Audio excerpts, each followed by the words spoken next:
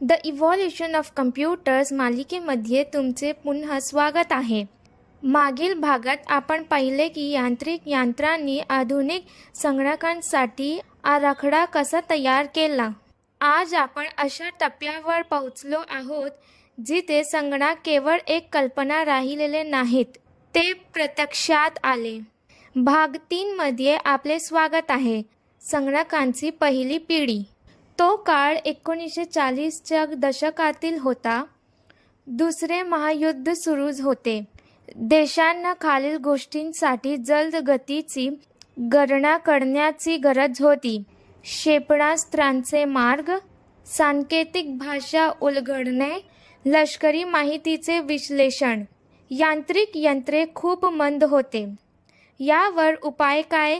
वीज आणि येथूनच इलेक्ट्रॉनिक संगणकीय युगाची सुरुवात झाली.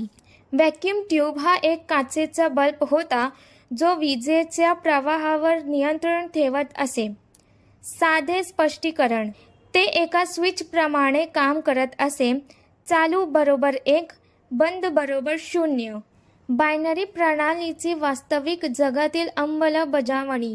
समस्या: खूप उष्णता निर्माण करत असे. मोठ्या प्रमाणात वीज वापरायचे. ते सहज खराब होत असे. तरीही त्या काळात ते एक क्रांती होती.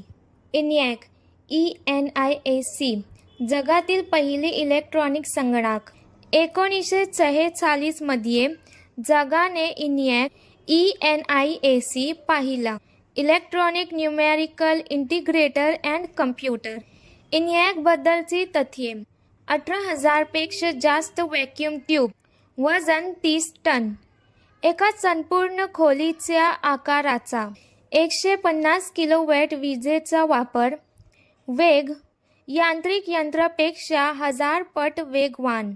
उपयोग: लष्करी गणना, बॅलिस्टिक सारण्या, वैज्ञानिक संशोधन. प्रोग्रॅमिंग तारा बदलून केले जात असे. कल्पना करा ते किती कठीण होते.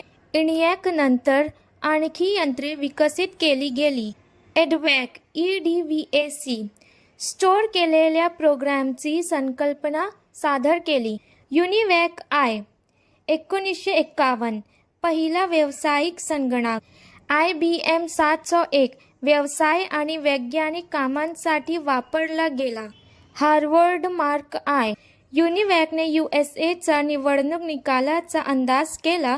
लोकांना धक्का बसला. पहिल्या पिढीच्या संगणकांच्या मर्यादा. व्हॅक्यूम ट्यूब संगणक शक्तिशाली होते पण परिपूर्ण नव्हते.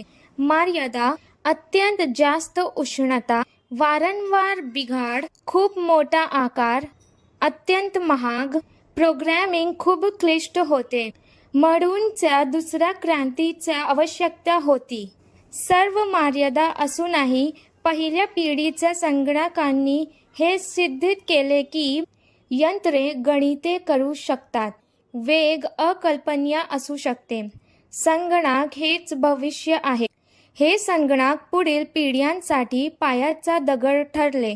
मित्रांनो, व्हॅक्यूम ट्यूबच्या युगाने जगाला पहिला खरा संगणक दिला.